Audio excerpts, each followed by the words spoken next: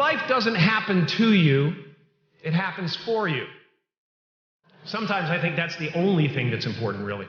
It's just letting each other know we're here. Reminding each other that we're part of a larger self. You are the vanguard of knowledge and consciousness. A new wave in a vast ocean of possibilities.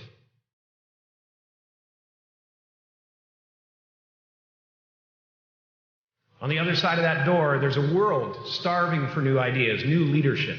I've been out there for 30 years. It can be rough out there, but that's okay. Fear is going to be a player in your life, but you get to decide how much. You can spend your whole life imagining ghosts, worrying about the pathway to the future, but all there will ever be is what's happening here. And the decisions we make in this moment, which are based in either love or fear.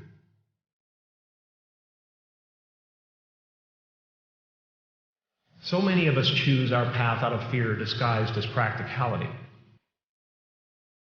What we really want seems impossibly out of reach and ridiculous to expect, so we never dare to ask the universe for it. I'm saying I'm the proof that you can ask the universe for it.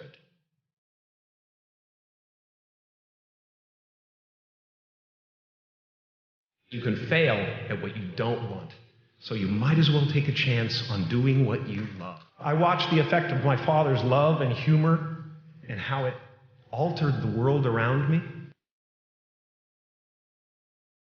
And I thought, that's something to do. That's something worth my time.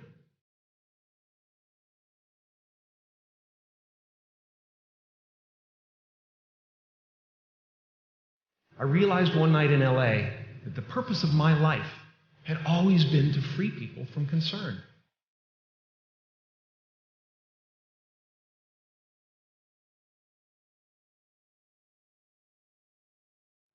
How will you serve the world?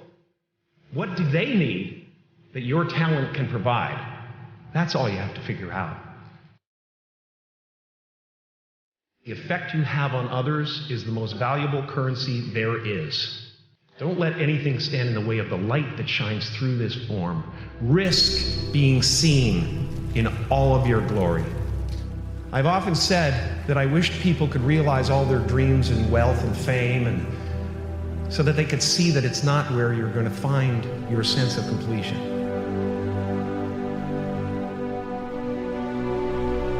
My soul is not contained within the limits of my body. My body is contained within the limitlessness of my soul.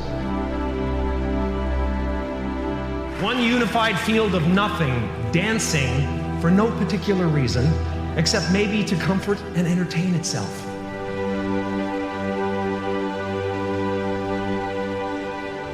The imagination is always manufacturing scenarios, both good and bad, and the ego tries to keep you trapped in the multiplex of the mind.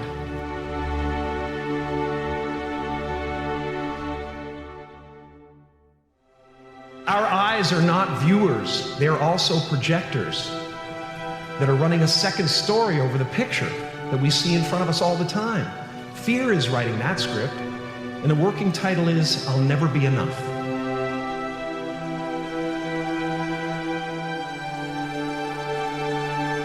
No matter what you gain, ego will not let you rest.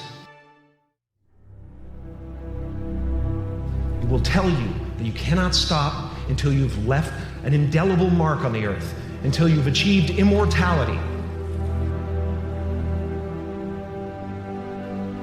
Relax and dream up a good life. It's just about letting the universe know what you want and working toward it while letting go of how it comes to pass.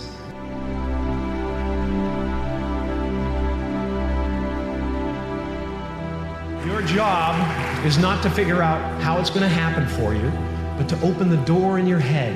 And when the door opens in real life, just walk through it.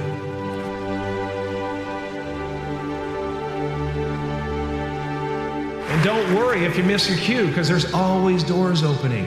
They keep opening. Take a chance on faith. Not religion, but faith. Not hope, but faith. I don't believe in hope.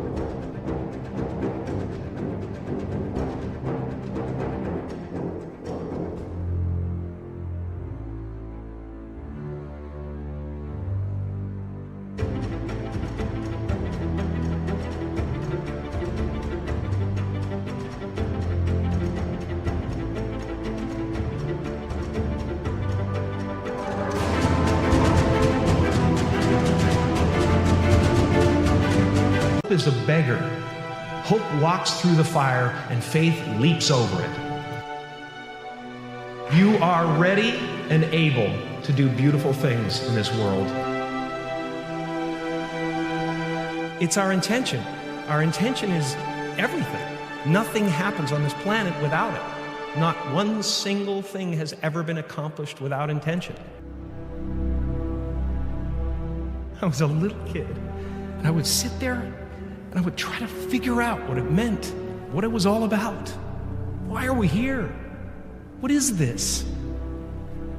And one day I read something from Buddha that said that all spirituality is about relieving suffering. There are generations growing up right now who are learning to lie, that lying is okay, that you're supposed to hate half the country. You've got to get back to a place where we realize that a vote is not who you are.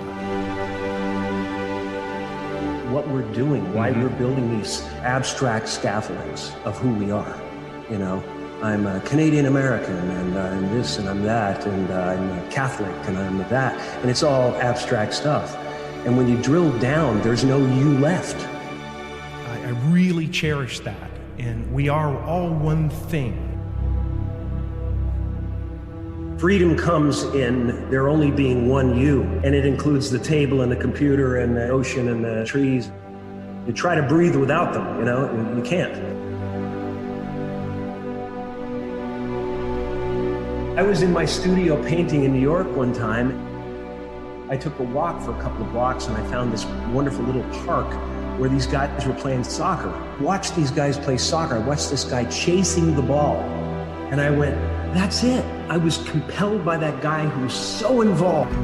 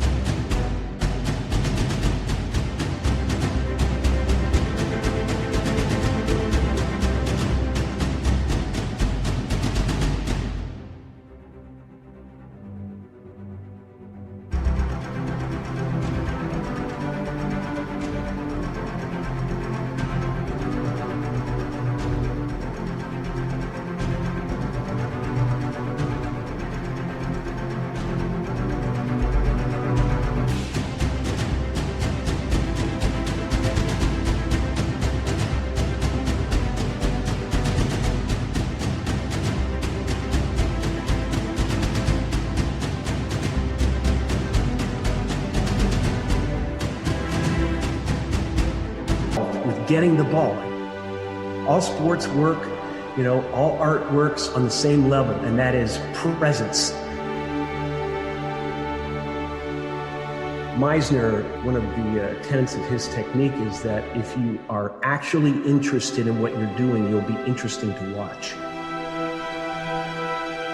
And that's why we watch babies, because they discover things for the first time.